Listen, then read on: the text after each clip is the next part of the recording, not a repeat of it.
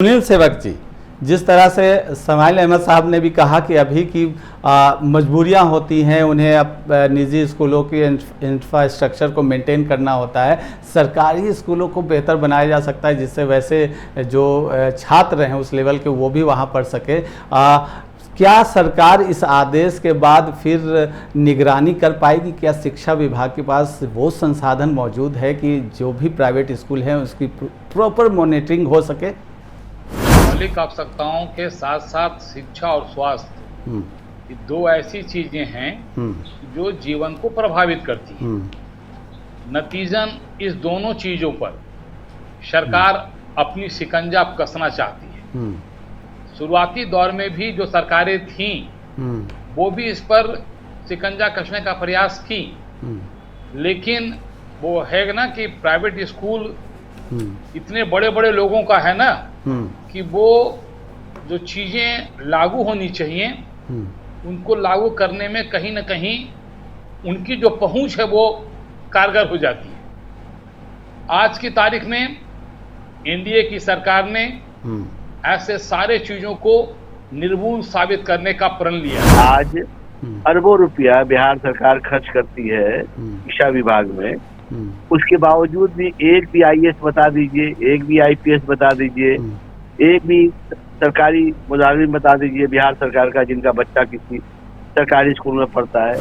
मैं स्पष्ट कर रहा हूँ, ऐसे लोगों की अब पहुंच कोई काम नहीं आएगी। वो प्राइवेट हॉस्पिटल हो या प्राइवेट स्कूल हो, जो एक मानक तय कर देंगे उस मानक पे के कसौटी पे खड़ा उतरना ही उतरना होगा।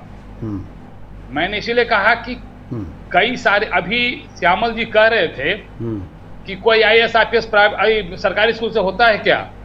श्यामल जी आप थोड़ा अपने पीछे चले जाइए। समाइल अहमद साइंस कॉलेज जितना जी जो भी हो जी, पटना का जो साइंस कॉलेज था एक से एक आईएएस और आईपीएस दिया है। हमारी इस खास चर्चा में हमारे साथ हमारे मेहमान भी जुड़े हैं, उनसे आपका परिचय करा देते हैं। हमारे साथ समाइल अहमद हैं, private school and children welfare association के अध्यक्ष हैं। इसके अलावा हमारे साथ जुड़े हुए हैं निर्मल मिश्रा जी हैं, शिक्षाविद हैं, साथ ही शाहान परवेज आरजेडी से हैं और सुनील सेवक बीजेपी से हमारे साथ जुड़े हुए हैं। आप सभी का बहुत बहुत स्वागत है हमारी इस खास चर्चा में। चलिए, जिस तरह से मुद्दा है, शुरुआत करते हैं समाइल अहमद साहब आपसे कि सरकार ने तो आदेश जारी कर दिया, नियम भी बता दिया, क्या निजी स्कूल में इसे लागू करना आसान होगा? सरकार के लिए कितना बड़ा चैलेंज है और निजी स्कूल इसे आसानी से लागू कर लेगी ये सारे नियम? देखिए, private school and children welfare association लगातार पिछले 15 वर्षों से बिहार की शिक्षा को कैसे अच्छा किया जाए, कैसे क्वालिटी एजुकेशन दिया जाए, इसको लेकर के कटिबद्ध था।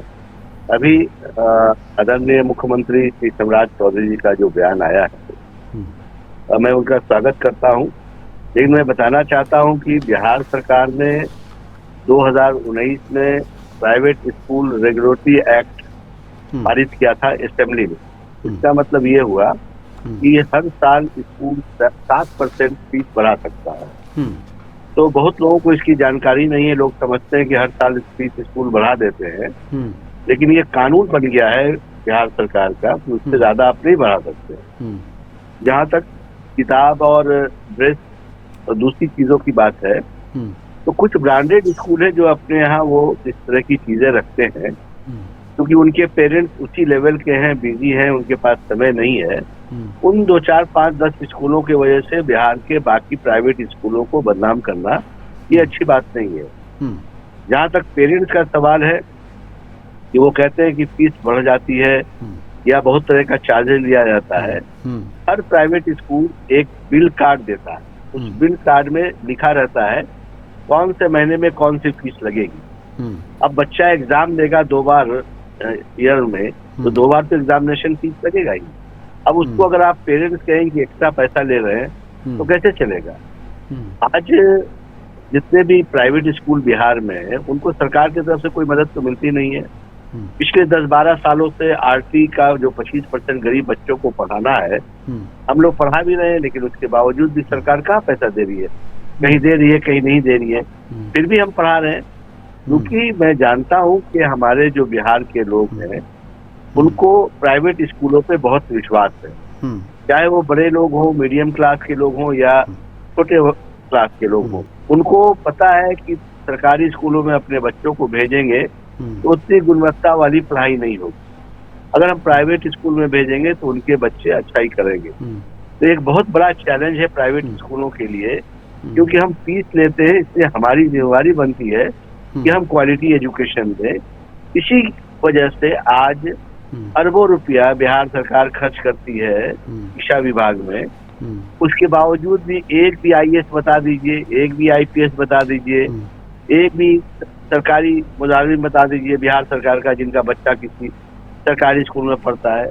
वो तो छोड़ दीजिए, जो सरकारी स्कूल में टीचर जो पढ़ाते हैं उनके भी बच्चे प्राइवेट स्कूल में पढ़ते हैं।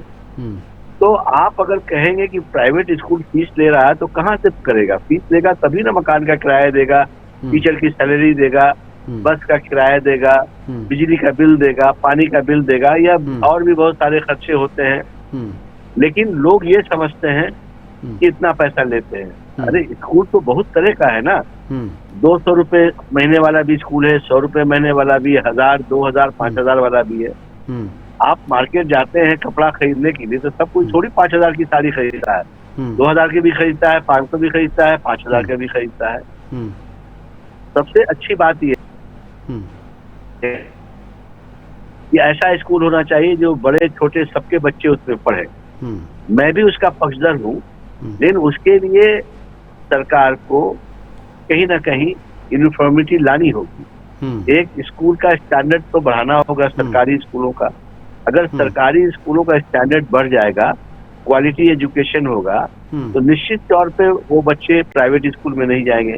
तो ऑटोमेटिक प्राइवेट स्कूलों को कहीं ना कहीं अपने लिमिट में रहना होगा। ठीक है, मैं ठीक है, ठीक है। सवाल है साहब, आपने अपनी बात रख ली, निजी स्कूलों का भी पक्ष रख दिया। आपके पास वापस आएंगे सुनील सेवक जी। जिस तरह से समाइल अहमद साहब ने भी कहा कि अभी की मजबूरियां होती हैं, उन्हें निजी स्कूलों के इंफ्रास्ट्रक्चर को मेंटेन करना होता है, सरकारी स्कूलों को बेहतर बनाया जा सकता है जिससे वैसे जो छात्र हैं उस लेवल के वो भी वहां पढ़ सके। क्या सरकार इस आदेश के बाद फिर निगरानी कर पाएगी? क्या शिक्षा विभाग के पास वो संसाधन मौजूद है कि जो भी प्राइवेट स्कूल हैं उसकी प्रॉपर मॉनिटरिंग हो सके? देखिए, मनुष्य के जीवन में जी दो प्रमुख चीजें हो गई हैं। मौलिक आवश्यकताओं के साथ साथ शिक्षा और स्वास्थ्य, ये दो ऐसी चीजें हैं जो जीवन को प्रभावित करती हैं। नतीजन इस दोनों चीजों पर सरकार अपनी शिकंजा कसना चाहती है। शुरुआती दौर में भी जो सरकारें थीं वो भी इस पर शिकंजा कसने का प्रयास की, लेकिन वो है ना कि प्राइवेट स्कूल इतने बड़े बड़े लोगों का है ना कि वो जो चीजें लागू होनी चाहिए उनको लागू करने में कहीं ना कहीं उनकी जो पहुंच है वो कारगर हो जाती है।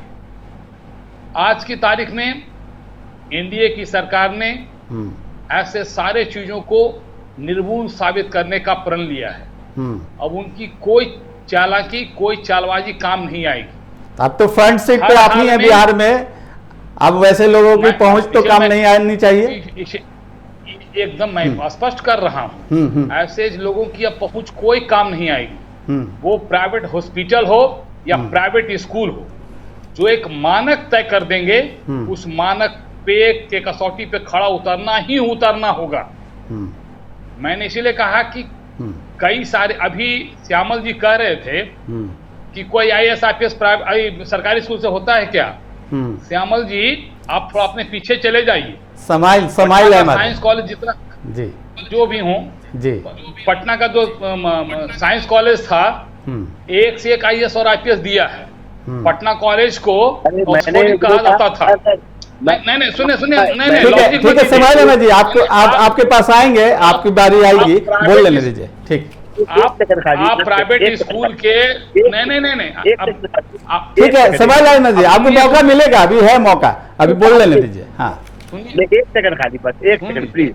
मैंने कहा कि कोई भी पदाधिकारी के बच्चे सरकारी स्कूल में नहीं पढ़ते हैं, वो मैंने कहा। अच्छा ठीक है, चलिए सुनील जी, हाँ बात खत्म कर लीजिए। वो इसलिए नहीं पढ़ते हैं कि अभी उस तरह का कोई कड़ा नियम नहीं बनाया गया है। जिस दिन सरकारी स्कूलों का भी स्टैंडर्ड कर देंगे तो पढ़ाना ही होगा। अब ये सब भेदभाव बहुत दिन तक चला इस बिहार के अंदर। अब सारी मनमौजी जो हो गई है ना लोगों की, वो बंद अब होगी। अब एक वैसी लकीर खींची जाएगी जो जनहित को प्रभावित करेगी, जनहित के काम करेगी और ये दर्शाएगी कि सरकार बड़ों के लिए, छोटों के लिए, गरीबों के लिए, अमीरों के लिए, सबके लिए बराबर है। चलिए शान परवेज जी, हो गया है, ठीक है सुनील जी, ठीक है शान परवेज जी, अब लकीर खींचेंगे, अब सभी मानक पे सही तरीके से काम होगा, निजी स्कूल की तरह ही सरकारी स्कूल भी बन जाएंगी, मनमानी खत्म हो जाएगी। क्या लगता है जमीनी स्तर पे ये सारा चीज काम करेगा?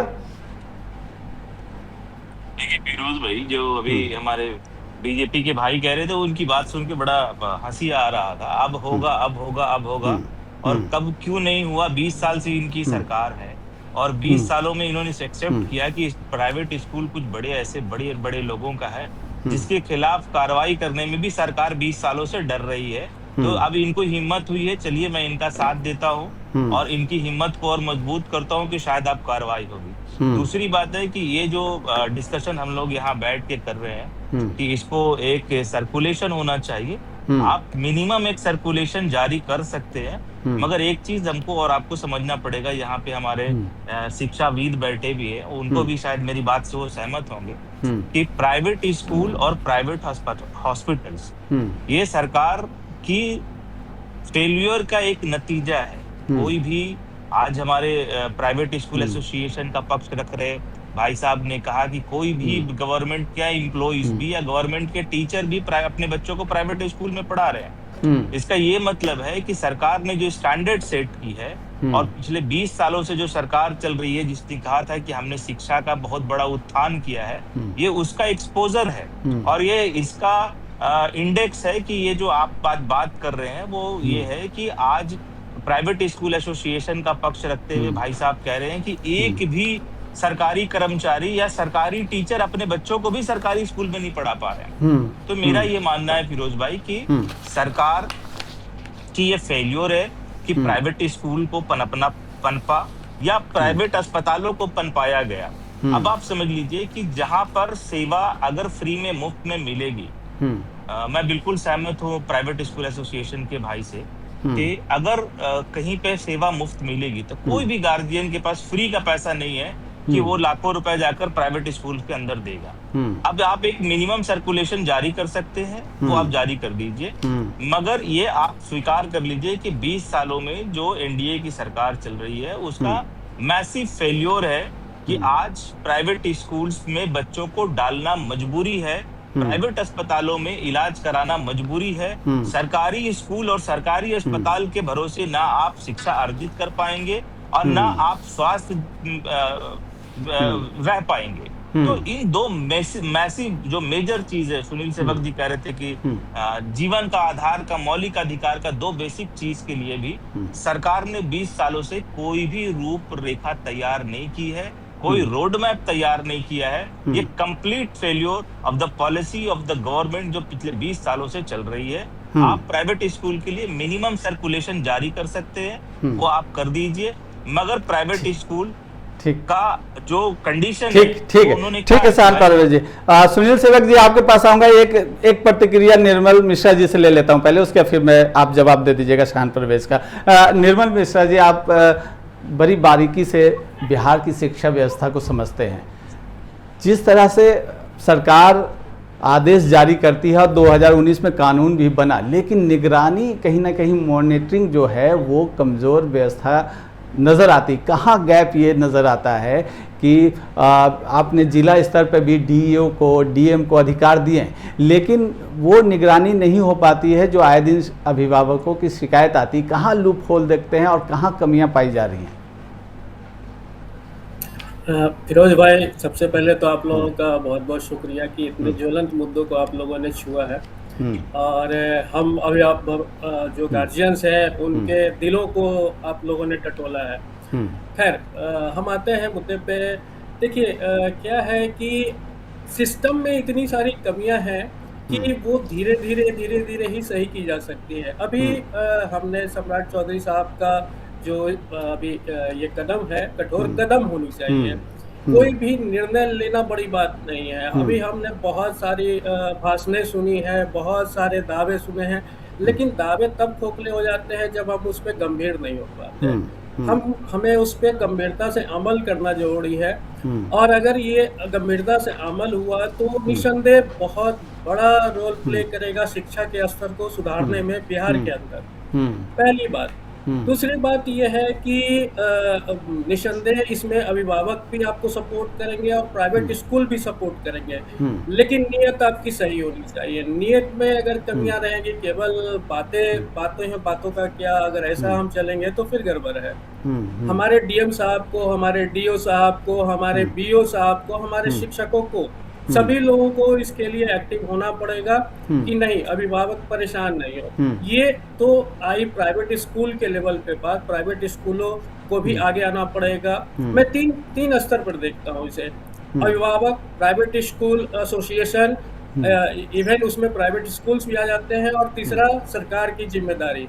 ये तीनों अगर कलेक्टिव रूप से काम करें तो निसंदेह एक बहुत बड़ा रिजल्ट आ सकता है। जो कि अभी हम दंश झेल रहे हैं बिहार में शिक्षा के स्तर के सबसे निचले स्तर पे आने का, पूरे भारत में मैं बात कर रहा हूँ। तो वो उस दंश से हम लोग बाहर आ सकते हैं। और सम्राट चौधरी साहब का ये कदम मेरे नज़र में बहुत ही सराहनीय कदम है, लेकिन इसमें हमारी प्रशासनिक अमला का सहयोग बहुत जरूरी है। हमारे पक्ष विपक्ष के साथियों का, प्राइवेट एसोसिएशन के साथियों का, और स्कूल जितने भी हैं प्राइवेट स्कूल उसमें भी। लेकिन मैं इसमें एक चीज़ और जोड़ना चाहूँगा कि क्या वास्तव में सरकार गंभीर है? क्या केवल पैसे के बल पे, जैसे कि अभी इस्माइल साहब बता रहे थे कि पैसे के बल पे शिक्षा का ये जो है सो स्तर अच्छा होता है। मैं ये कहता हूँ कि अगर पैसा पे ही सब कुछ होता तो एक प्राइवेट स्कूल के टीचर को जितनी सैलरी मिलती है और एक सरकारी स्कूल के टीचर को जितनी सैलरी मिलती है, दोनों का तुलनात्मक अध्ययन कर लीजिए, किसे अधिक मिलता है। लेकिन शिक्षा का स्तर किसमें अच्छा है, क्यों है? आप केवल इस पे गौर कर लीजिए। केवल पैसे से सब चीज नहीं होता है साहब, उसमें अपना उस जो ये होती है आत्म बल, उसकी जरूरत होती है। हमारी समाज के प्रति जो एक दायित्व है उसकी जरूरत पड़ती है। सरकार की जरूरत पड़ती है इच्छा शक्ति की। तो केवल पैसे से सब कुछ नहीं होता। मैं अभी यहीं पे एक उदाहरण और दूंगा, सेंट्रल स्कूल का, केंद्रीय विद्यालय का। वो भी सरकारी स्कूल है सर, ठीक है, लेकिन वहाँ पे स्कूलों में एडमिशन के लिए मारामारी होता है। बिहार सरकार के जो स्कूल है उसमें एडमिशन की मारामारी क्यों नहीं होती है? होनी चाहिए। क्योंकि इसलिए नहीं होती है क्योंकि आपका वहाँ पे शिक्षा का स्तर जो है वो बहुत ही निम्न स्तर का है। चलिए, निम्न स्तर। निर्मल जी फिर आपके पास आएंगे। सुनील सेवक जी, सुनील सेवक जी आपसे सवाल लेते हैं, फिर समाइल अहमद से भी सवाल लेना है। जिस तरह से 2019 में कानून हो गया, एनडीए की सरकार लगातार रही है, बीच में 1-2 गैप हो गए, तो क्यों ये स्तर आगे नहीं बढ़ पाया सरकारी स्कूलों का कि केंद्रीय विद्यालय से भी तुलना हम नहीं कर पाते हैं? निजी स्कूल तो छोड़ ही दीजिए, क्यों है? और अब आप हैं बीजेपी, अब फ्रंट फुट पे है, क्या शिक्षा विभाग ऐसा नज़ीर पेश करेगा कि दूसरे राज्य भी बिहार का उदाहरण दे, शिक्षा के क्षेत्र में स्कूल की का जो इंफ्रास्ट्रक्चर है उसमें चेंजेस आए वैसा? देखिए, अभी कुछ देर पहले एक पार्टी के प्रवक्ता भाई कह रहे थे 20 सालों में 20 सालों में 20 साल। भाई, आबादी के दृष्टिकोण से जितने विद्यालय या जितने सरकारी अस्पताल या सरकारी विद्यालय सभी स्तर के, वो प्राइवेट हो, ये प्राथमिक हो, माध्यमिक हो, है ना, उच्च वाले हों, जो होना चाहिए था आजादी के 65 वर्षों तक, वो हुआ ही नहीं। नतीजा ये हुआ कि हमारे यहाँ तो एक ऐसी भी सरकार आई थी जो चरवाहा विद्यालय खोलने का काम कर गई। तो ऐसे ऐसे मानसिकता वाले लोग जब सरकार में बैठे होंगे तो क्या हालत होगी, तो जानने समझने का कॉमन चीज है। लेकिन अब 20 वर्षों में जो सरकार आई, उसने आज के तारीख में शायद ही कोई ऐसा पंचायत होगा जहां उच्च विद्यालय नहीं है, जहां प्राथमिक और माध्यमिक विद्यालय नहीं है। अब तो माने प्रखंडों में कॉलेज खुलने शुरू हो गए हैं और कॉलेज अब करीब करीब खुल चुके हैं, इंजीनियरिंग कॉलेज, मेडिकल कॉलेज, यानी शिक्षा का एक अच्छा खासा प्रभाव हमारे इस बिहार में अब हो गया है। अब मैं मानता हूं कि चीजें तो हो गई हैं, लेकिन अभी हमारे मिश्र जी वो कह रहे थे, मिश्र जी, मॉनिटरिंग की आवश्यकता है। एकदम सही बात है, चीजें बनाना कोई बहुत बड़ी बात नहीं है, उन चीजों को मॉनिटरिंग करके उसको लंबे समय तक कायम रखना, ये सबसे महत्वपूर्ण चीज है। और अब मेरी सरकार उसी चीज पर ध्यान दे रही है। हर चीज की माइक्रो मॉनिटरिंग की जाएगी, हर छोटी छोटी बातों को पकड़ा जाएगा और उसको कसा जाएगा, और तब जब हमने जो विकास की गाथा लिखी है, वो विकास की गाथा का आधार मजबूत होगा। हम उसी कदम पर बढ़ चले हैं। ये जो आज आप देख रहे हैं ना, ये सब माइक्रो मॉनिटरिंग करने का एक तरीका है, और उस तरीकों को धीरे धीरे इजाद कर रहे हैं, और यही तरीका आने वाले दिनों में बिहार को शिक्षा हो, स्वास्थ्य हो या कानून व्यवस्था हो, सब में अग्रणी राज्य बनाने का कार्य करेगा। माइक्रो मॉनिटरिंग होगी, बहुत बड़ा बदलाव होने वाला है शिक्षा विभाग में। पहले से भी जानता हूँ, और सुनील सेवक जी के साथ बैठ के आप अगर डेटा सेंट्रिक बात कर सकते तो इनसे आप अपेक्षा भी नहीं कर सकते कि इनसे डेटा पे डिबेट किया जा सकता है। सुनील सेवक जी को शायद ये नहीं पता है कि आपकी सरकार के अंदर जो प्राइवेट स्कूल्स का जो चलन है वो बढ़ा है, और सरकारी स्कूलों की व्यवस्था जो है वो सीमित हुआ है। ये इनको पता ही नहीं है। दूसरी बात है कि आप जिस ब्लॉक में इंजीनियरिंग कॉलेज खोलने की बात कर रहे हैं, उसमें सरकार की भूमिका कम है और उसमें प्राइवेटाइजेशन ज्यादा किया गया है। लोगों ने इंजीनियरिंग कॉलेज खोला है जिसका अप्रूवल आपने दिया है, जिसके बाद डिग्रियां बिकनी शुरू हो गई है और पर्चे लीक होने शुरू हो गए। तो ये सारी चीजों का इनसे हम अपेक्षा नहीं करते कि इन सारी चीजों पर ही जवाब देंगे। बाकी बात रह गई आपकी कि मैंने कहा कि ये complete failure of the system है, ये पॉलिसी का फेल्योर है कि अभी तक आप जैसे हमारे एक साथी ने कहा कि केंद्रीय विद्यालय में मारामारी क्यों है एडमिशन को लेकर, क्योंकि वहाँ एजुकेशन अच्छा है। राज्य सरकार के द्वारा चलाई गई विद्यालयों को अगर आप सही कर देते तो शायद प्राइवेट स्कूल की जरूरत ही ना पड़े लोगों को। और प्राइवेट स्कूल्स में जाना मजबूरी इस वजह से है क्योंकि आपका पास जो गवर्नमेंट की स्कूल है, उस स्कूल में शिक्षा का स्तर इतना समाप्त हो चुका है और इतना गिर चुका है कि वहाँ पढ़ाने वाले शिक्षक भी अपने बच्चों को उस स्कूल में पढ़ाना नहीं चाहते हैं, क्योंकि वहाँ पर केवल एक टीचर की गलती नहीं है, पूरे सिस्टम की गलती है, पूरे मैनेजमेंट की गलती है, और वो मैनेजमेंट की जिम्मेदार सरकार होती है, और सरकार की लापरवाही की वजह से स्कूल इस स्तर तक जा पहुंचा है। सुनील, याद देना चाहता हूं कि 9000 से अधिक विद्यालय बंद होने के कगार पर आ गए। नीति आयोग की रिपोर्ट ये कह रही थी कि 9000 विद्यालयों में आपकी महिलाओं के लिए अलग शौचालय का 20 सालों में आपकी सरकार ने डेवलप किया है। अब पूर्व की सरकार मिलेगा और तो और करेंगे। दूसरी बात यह है कि प्राइवेट स्कूल्स के पास अपना एक रेट लिस्ट तैयार करने का अधिकार। आप ये चीज अस्पतालों पर भी लागू करना चाहते थे, क्या आप लागू कर पाए? आज आप बड़ी बड़ी जो भाषण दे रहे, बड़ी बड़ी जो बात पेरेंट्स के इमोशंस और सेंटिमेंट्स के साथ खिलवाड़ कर रहे हैं। कल के डेट में आप एक स्कूल के मालिक बैठे हैं यहाँ पर, आप उनको कहेंगे कि आपको 3 नहीं लेना, वो कहेंगे जी मैं 6। जिनको देना होगा वो आएंगे, जिनको देना होगा वो आएंगे। एज पर मैंने कुछ गलत नहीं कहा है, उन्होंने जो चार्ट दी है वो चार्ट लिस्ट पहले से तैयार होता है कि आपका इतने महीने का फीस होगा, डेवलपमेंट फीस ये है।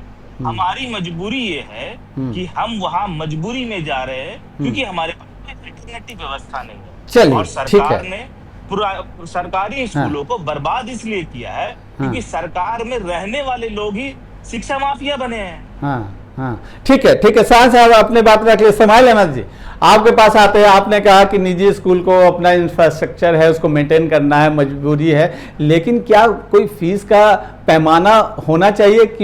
क्योंकि जितनी बड़ी बिल्डिंग उतना बड़ा फीस। ये आपको सालाना fees, development fees, activity fees, annual charges, transport charge, ये अलग अलग क्राइटेरिया करके निजी स्कूल जो पेरेंट्स पे थोपते हैं, क्या इसका कोई पैमाना होना चाहिए?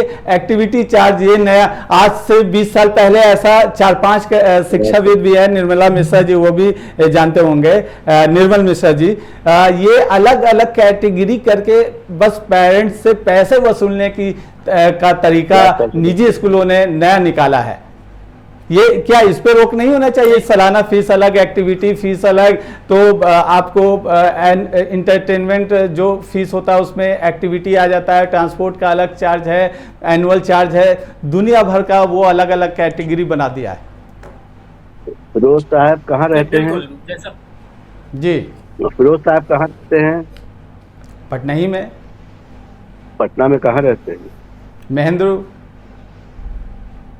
अभी आप कहाँ पे स्टूडियो है आपकी? Boring road. वहां से पैदल आए कि गाड़ी से आए?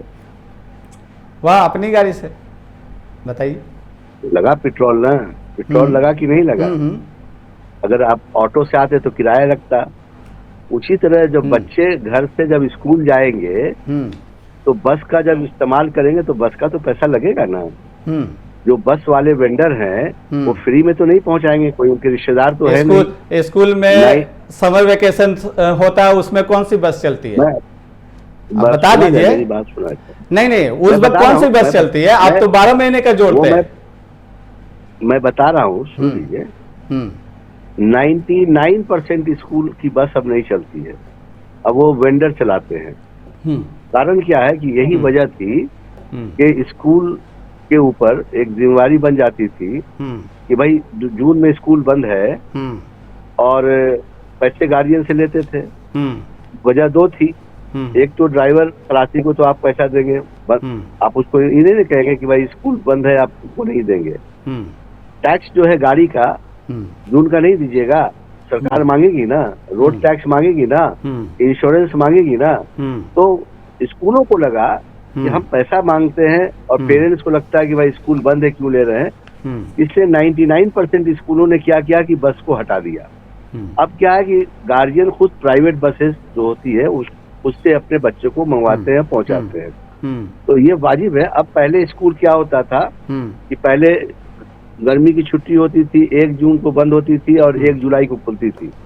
अब क्या है कि अब हर डीएम साहब कहते हैं 15 मई को अगर गर्मी शुरू हो गई तो स्कूल बंद हो गया और फिर 15 जून को खुल गया।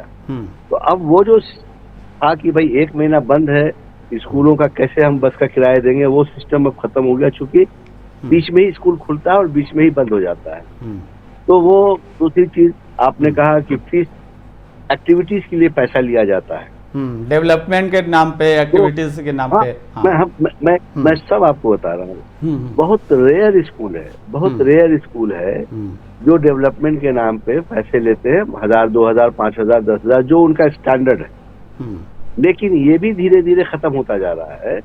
वजह ये है कि लोगों को इस बात समझ में आ रही है कि भाई अभी इतना कंपटीशन हो गया है स्कूलों में, प्राइवेट स्कूलों में, कि अब अगर वो फीस ज्यादा लेंगे तो बच्चे यहाँ से वहाँ चले जाएंगे।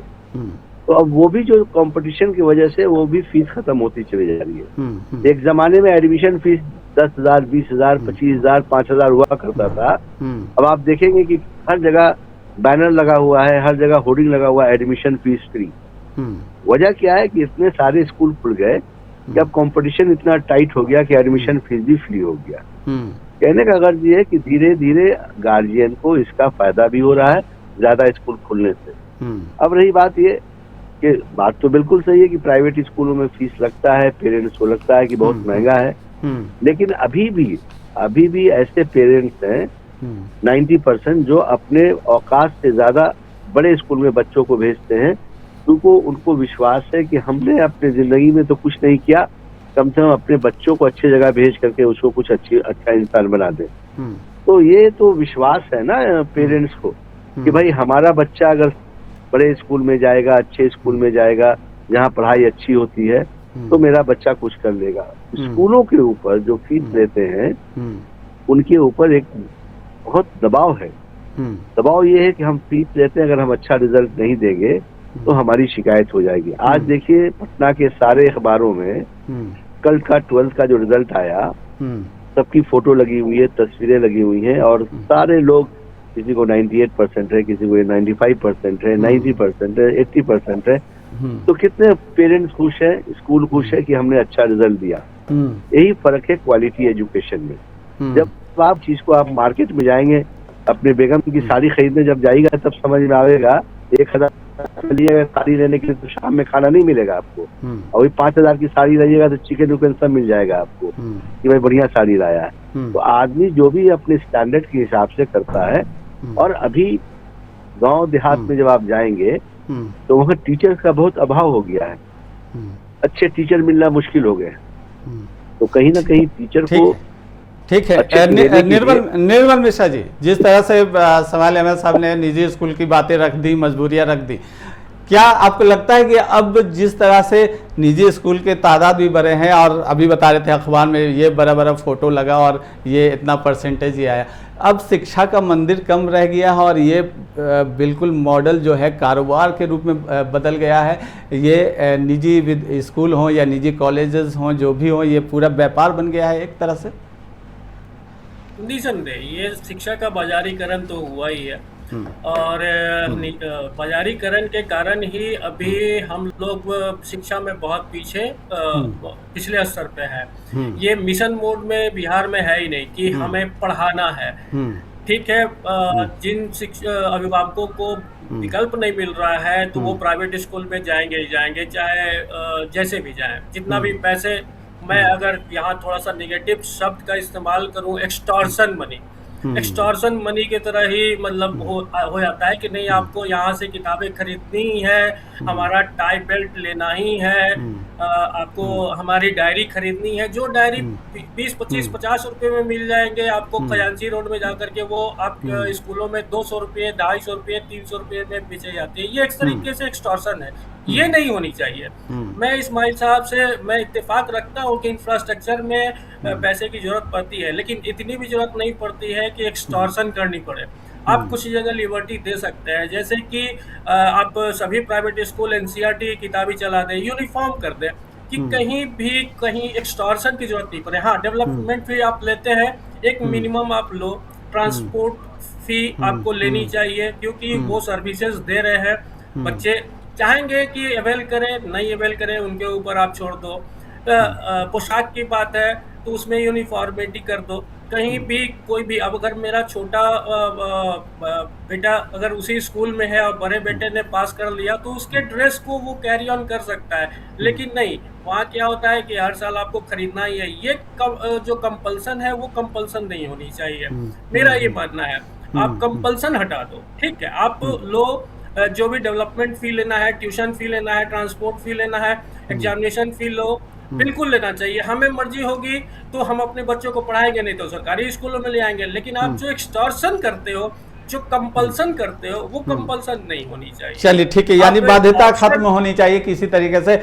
समय का अभाव है, आखिरी कमेंट लेंगे। सुनील सेवक जी, आप ही से शुरू करते हैं। क्या ये जो लॉबी है, ताकतवर लॉबी, जिस तरह से बात हो रही है कि ये बिल्कुल व्यवसायीकरण हो गया है, इससे निपटने के लिए सरकार बिल्कुल तैयार है? आने वाले दिनों में इसका असर देखने को मिलेगा? 30 सेकंड में। देखिए, लॉबी तभी ताकतवर होती है जब हम कमजोर होते हैं। जब हम मानसिक रूप से मजबूत होंगे, लॉबी कोई काम नहीं करेगी। बड़ा स्पष्ट है मेरी सरकार का, अगर आपके स्कूल का पूरा खर्चा 10 रुपया है तो आप 15 नहीं 20 रुपया तक कमाइए। 50 रुपया कमाने की मानसिकता अगर आपकी है, उस मानसिकता को खत्म कर देंगे। अब 10 रुपए की कमाई पर, आप खर्चे पर 15 रुपए तक कमाई का आपको हम छूट दे सकते हैं, 17 रुपए दे सकते हैं। 50 रुपए कमाई करने का छूट अब ये सरकार नहीं देगी। इसको प्राइवेट स्कूल वाले गांठ बांध ले। ठीक है, सहान परवेज जी, क्या आने वाले दिनों में कुछ हालात बदलेंगे? देश का पहला मुद्दा रहा प्राइवेट वर्सेस सरकारी। तो मैंने वो मुख्य रूप से आपको कहा कि जब प्राइवेट वर्सेस सरकारी का आप डिबेट करोगे तो सरकार की या सरकारी कर्म की मजबूरी के कारण ही प्राइवेटाइजेशन हुआ है, और प्राइवेट स्कूलों में आप भेजने मजबूरी। ये हमारे साथी से सुनील सेवक जी ने प्रतिबद्ध किया कि 10 रुपये की जगह 50 रुपये नहीं कमा सकते। तो इनको ये पूछना चाहिए था लोगों को कि डिबेट के दौरान सवाल यही रहा कि जो ये स्कूल है, ये रजिस्टर्ड होता है सोसाइटी एक्ट से, ये कोई प्राइवेट लिमिटेड कंपनी नहीं बनती है। सोसाइटी एक्ट का ऑडिट इसको 20 सालों से कौन करता है? और आपकी सरकार में अगर ये 100 गुना या 200 गुना या 300 गुना प्रॉफिट कर रहे थे, जब डेवलप जनरेट कर रहे थे, तब आपकी सरकार ऑडिट सोसाइटी एक्ट के अंदर 300 ऑडिट हो सकता है। चलिए ठीक है। समाइल अहमद साहब, क्या रेगुलेटरी बॉडी इस पे काम करेगी? निजी स्कूल का पक्ष आपने बहुत रख लिया, सरकार के निर्देशों का पालन होगा बिल्कुल सही तरीके से, निजी विद्यालय इसका पालन करेंगे और किसी भी अभिभावक को परेशानी ना हो, इसकी गारंटी आप दे रहे हैं? देखिए 2019 में रेगुलेटरी एक्ट जो बना है उसके बाद किसी भी सारे निजी विद्यालय बिहार सरकार को फॉलो कर रहे हैं। बहुत लोगों को जानकारी के अभाव में लोग अपनी अपनी बातें रख देते हैं, लेकिन मैं private school and children welfare association के अध्यक्ष होने के नाते मैं आपके चैनल के माध्यम से सारे अभिभावकों को आश्वस्त करना चाहूंगा कि आप बेफिक्र रहें, हम लोग क्वालिटी एजुकेशन दे रहे हैं, आपका भी सपोर्ट चाहिए और आपके सपोर्ट से ही टीचर्स का परिवार चलता है, बाकी जो नॉन टीचिंग स्टाफ का परिवार चलता है, आप ही के सपोर्ट से स्कूल चलता है। अगर आप क्वालिटी एजुकेशन चाहते हैं तो सपोर्ट करिए, अगर नहीं तो फिर बाकी तो सब कुछ है ही है। बिहार सरकार तो कोशिश कर रही है, सरकारी स्कूलों में भी काफी इम्प्रूवमेंट आया पहले से, अच्छे टीचर्स की बहाली हुई है, इंफ्रास्ट्रक्चर बना है। आने वाले दिनों में एक सरकारी स्कूल और प्राइवेट स्कूल में जब कंपटीशन होगा तब मजा आएगा लोगों को डिसाइड करने में कि हम यहाँ पढ़ें कि वहाँ पढ़ें। मैं ऊपर वाले से कामना करता हूँ और मुझे विश्वास है कि हमारे जो नए मुख्यमंत्री सम्राट चौधरी जी जो हैं, ये डायनेमिक चीफ मिनिस्टर है, ये बहुत कम समय में बिहार को बहुत आगे ले जाना चाहते हैं। मैं अपने एसोसिएशन के साथ जुड़े हुए हमारे जितने 25,000 निजी विद्यालय हैं, सम्राट चौधरी के साथ कदम से कदम मिला के चलेंगे, बिहार की शिक्षा को आगे ले जाएंगे और बिहार को हिंदुस्तान के मानचित्र पर नंबर 1 पे पहुंचाने के लिए कटिबद्ध हैं। लेकिन सरकार को भी हमारी बात सुननी होगी, हमें सहयोग करना होगा, ताली दोनों हाथ से बजती है। बहुत बहुत धन्यवाद। निर्मल मिश्रा जी, आखिरी 30 सेकंड में जल्दी से अपना कमेंट दे दीजिए, आप कुछ बोलना चाह रहे थे। जी हाँ, मैं इस्माइल अहमद साहब का बहुत शुक्रगुजार हूँ कि उन्होंने अभिभावकों की चिंता की है, लेकिन वो कह रहे हैं कि अभिभावक उसमें सपोर्ट करें। वो कब नहीं सपोर्ट करते हैं सर, हर समय आप मतलब अभिभावक आपका सपोर्ट करते ही करते हैं प्राइवेट स्कूलों का, लेकिन जो एक्सटॉर्शन मनी होती है ना, मेरा ये आग्रह है आपसे, मेरी गुजारिश है कि उस एक्सटॉर्शन मनी पे आप लोग काम करें। सरकार तो कर ही रही है, लेकिन आपका सहयोग भी सर बहुत अपेक्षित है। केवल अभिभावकों से सहयोग मत मांगिए। आप जिस दिन सहयोग करने पे आ जाएंगे, आप ड्रेस यूनिफॉर्म कर दीजिए कि छोटे बच्चे भी बड़े भाई का बहन का पहन सके, और किताबें भी जो आप हर साल किताब चेंज करते हो वो किताबें चेंज मत कीजिए, एनसीईआरटी की यूनिफॉर्म बना दीजिए। आपको अभिभावकों का 100% नहीं, मैं उनके तरफ से कहता हूं कि 1000% आपको सपोर्ट मिलेगा और सरकार का भी सहयोग मिलेगा, निसंदेह मिलेगा, क्योंकि आप क्वालिटी एजुकेशन दे रहे हो, मैं भी मानता हूँ। चलिए ठीक है, सहयोग करने की जरूरत है। समाइल अहमद जी, निर्मल मिश्रा जी, सहान परवेज जी और सुनील सेवक जी, आप लोग का बहुत बहुत धन्यवाद हमारी इस खास चर्चा में जुड़ने के लिए। तो जिस तरह से सरकार ने निर्देश जारी किया है निजी स्कूलों के लिए, उम्मीद की जा रही है कि आने वाले दिनों में दोनों के सहयोग से अभिभावकों को होने वाली परेशानियों से राहत मिलेगा और जिन जिन शिकायतों का निपटारा सरकार ने दावा किया है कि निजी स्कूलों को लेकर किया जाएगा, आने वाले दिनों से इसका फर्क भी देखने को मिलेगा। फिलहाल NBC 24 में चर्चा में फिलहाल इतना ही विराम देते हैं और मुझे दीजिए इजाज़त। आप बने रहिए NBC 24 न्यूज़ के साथ। नमस्कार।